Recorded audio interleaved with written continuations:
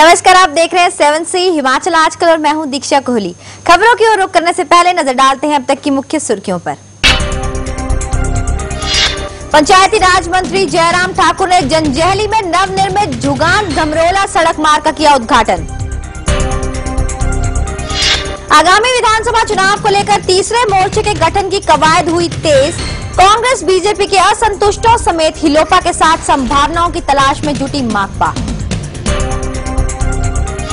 आजादी के 6 दशक बाद भी नालागढ़ के करीब आधा दर्जन गांव अभी भी पेयजल योजना से महरूम।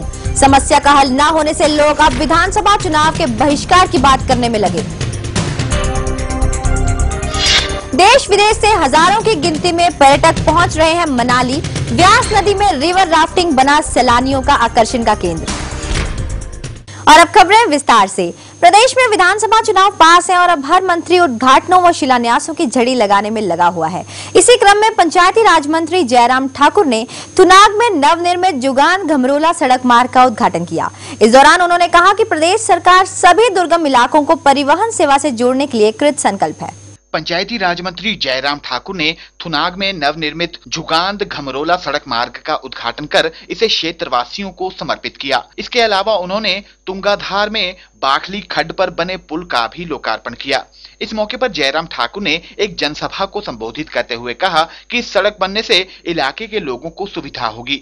उन्होंने कहा कि सरकार का प्रयास है कि इस क्षेत्र के दुर्गम गांवों को सड़क से जोड़कर लोगों को परिवहन सुविधा उपलब्ध करवाई जाए। हो पाए हैं तो मैं मानता हूं जितना योगदान, अगर जितना सहयोग मेरी ओर से होना था वो तो हमने दिया, लेकिन आप लोगों की ओर से भी बहुत बड़ा सहयोग दिया। बहुत सारे लोगों ने अपनी जमीन दे दी, अपनी जमीन दान कर दिया, एफिडेविट दे दिया और सड़क को यहाँ पहुंचने में जो अपना सहयोग दिया उस बात के लिए भी मैं आप सबको बहुत बहुत धन्यवाद। खेमराज कौशल, 7C हिमाचल आजकल, जंजैहली। ऊना के हरोली विधानसभा क्षेत्र में कांग्रेस कार्यकर्ताओं ने पानी की कमी व खराब कानून व्यवस्था के खिलाफ रैली निकाली। कांग्रेसी कार्यकर्ताओं ने सरकार के खिलाफ जमकर नारेबाजी की और आईपीएच विभाग के बाहर मटके फोड़े।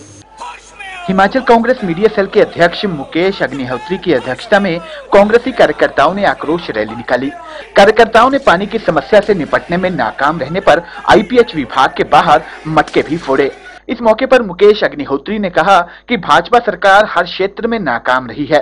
उन्होंने कहा कि हरौली क्षेत्र में जहां लोगों को पानी जैसी मूलभूत सुविधाएं नहीं मिल पा रही हैं, वहीं क्षेत्र में कानून व्यवस्था की स्थिति भी दिनों दिन बिगड़ती जा रही है। उन्होंने पुलिस और जिला प्रशासन की कार्यप्रणाली पर भी सवाल उठाए। जेडे लोग इत्थे थाने नूं डिक्टेट कर रहे रोज आके इत्थे उन्हां दा, क्योंकि उन्हां नूं थाने आउण दा बहुत शौक है, काफी शौक है उन्हां नूं थाने रहण दा, और उन्हां वास्ते एक परमानेंट सैल बनावांगे इत्थे 2.5 महीने को। मैनूं डीआईजी साहब कहते थाने दा उद्घाटन तुसीं करना हैगा। मैं क्या ऐसी राजनीतिक आदमी है, पता नहीं सानू कद अंदर आना पै जाना, तुसीं कर लो। लेकिन ऐसी चोर बाजारी च नहीं आना था, ऐसी जनता की लड़ाई लड़ते, गांव और गरीब की लड़ाई लड़ते हुए अंदर जावांगे। दुष्यंत कुमार ने लिखा है, कौन कहता है आसमां में छेद नहीं होता, कौन कहता है आसमां में छेद नहीं होता, एक पत्थर तो तबीयत से उछालो यारो। विधानसभा चुनावों को देखते हुए कांग्रेस पार्टी सरकार को हर मोर्चे पर घेरने की कोशिश कर रही है और वह सरकार की नाकामियों को जनता के समक्ष उठाने का भरसक प्रयास कर रही है। ब्यूरो रिपोर्ट, 7C हिमाचल आजकल, ऊना। विधानसभा अध्यक्ष तुलसी राम ने कहा है कि चंबा जिला कल्याण समिति के माध्यम से जिले में कमजोर तबकों के कल्याण के लिए 13 करोड़ 85 लाख रुपए खर्च किए जा रहे हैं। वीरवार को चंबा में आयोजित जिला कल्याण समिति के त्रैमासिक बैठक की अध्यक्षता करते हुए उन्होंने कहा कि जिले में सामाजिक सुरक्षा पेंशन के तहत 12 करोड़ 10 लाख रुपए खर्च किए जा रहे हैं। चंबा में वीरवार को जिला कल्याण समिति की त्रैमासिक बैठक विधानसभा अध्यक्ष तुलसी राम की अध्यक्षता में हुई, जिसमें समिति के कार्यों की समीक्षा की गई। इस अवसर पर तुलसी राम ने कहा कि समिति के माध्यम से जिले में कमजोर तबकों के कल्याण के लिए 13 करोड़ 85 लाख रुपए खर्च किए जा रहे हैं। बैठक में चंबा सदर के विधायक बीके चौहान ने भी अपने विचार व्यक्त किए। कोई आदमी सरकार की योजनाओं से वंचित न रहे। 2012-13 के लिए 13 करोड़ 84 लाख रुपए का बजट एक बहुत बड़ी राशि है। मेरा सभी लोगों से अनुरोध, विशेषकर जो गैर सरकारी सदस्यों से अनुरोध रहेगा कि ऐसे पात्र व्यक्तियों के और केसेज संबंधित विभाग को भेजें। हेम सिंह ठाकुर, 7C हिमाचल आजकल, चंबा। पूर्व मंत्री जीएस बाली की रोजगार यात्रा वीरवार को देहरा पहुंची, जहां उन्होंने प्रदेश सरकार पर युवाओं के साथ रोजगार के नाम पर अन्याय करने का आरोप लगाया है। उन्होंने कहा है कि प्रदेश में स्थापित उद्योगों व परियोजनाओं में प्रदेश के युवाओं को निर्धारित 70% रोजगार भी नहीं दिया जा रहा। पूर्व मंत्री जीएस बाली की रोजगार यात्रा देहरा पहुंच गई, जहां कांग्रेस नेताओं ने उसका भव्य स्वागत किया। बाली ने इस अवसर पर आरोप लगाया कि प्रदेश सरकार युवाओं के साथ अन्याय कर रही है। यहां स्थापित उद्योगों एवं परियोजनाओं में प्रदेश के युवाओं को निर्धारित 70% रोजगार नहीं दिया जा रहा है और अब चुनावी वर्ष में सरकार नए जिलों के गठन के नाम पर लोगों को भ्रमित करने का प्रयास कर रही है। उन्होंने कहा कि इन मुद्दों पर युवाओं को जागरूक करने के लिए ही वे इस यात्रा पर निकले हैं। बेरोजगारों को रोजगार दिलाना और सोई सरकार जो संवेदनशील नहीं है बेरोजगारों के प्रति, उनको थोड़ा सा हिलाना ताकि कुंभकर्ण नींद से उठे और बेरोजगारों की समस्या को हल करें। नहीं, बिल्कुल नहीं, हमारे में से कोई भी मुख्यमंत्री की दौड़ में शामिल नहीं है। ये फैसला श्रीमती सोनिया गांधी ही करेंगी और समय आने के ऊपर इसका उचित फैसला होगा। ब्यूरो रिपोर्ट, 7C हिमाचल आजकल। प्रदेश में आगामी विधानसभा चुनाव के लिए तीसरे मोर्चे के गठन की कवायद तेज हो गई है। राज्य में वामपंथी पार्टियां और हिमाचल लोकहित पार्टी प्रदेश के बीजेपी व कांग्रेस के असंतुष्ट नेताओं के साथ मिलकर तीसरे मोर्चे की संभावनाएं तलाश रही है। माकपा के राज्य सचिव राकेश सिंघा ने मंडी में इसका ऐलान करते हुए कहा कि वामपंथी पार्टियां तीसरे मोर्चे के गठन को लेकर लोकहित पार्टी और बीजेपी के निलंबित सांसद राजन सुशांत के साथ इस माह के अंत में बैठक करेगी। माकपा राज्य सचिव राकेश सिंघा ने दावा किया है कि माकपा व भाजपा प्रदेश के लोगों को तीसरा विकल्प देगी। उन्होंने कहा कि इसके लिए हिमाचल लोकहित पार्टी व निलंबित भाजपा सांसद राजन सुशांत के साथ इसी माह 30 जून को एक बैठक की जा रही है। सिंघा ने कहा कि प्रदेश के लोग कांग्रेस व भाजपा से तंग आ चुके हैं और वे तीसरे विकल्प की तलाश में हैं।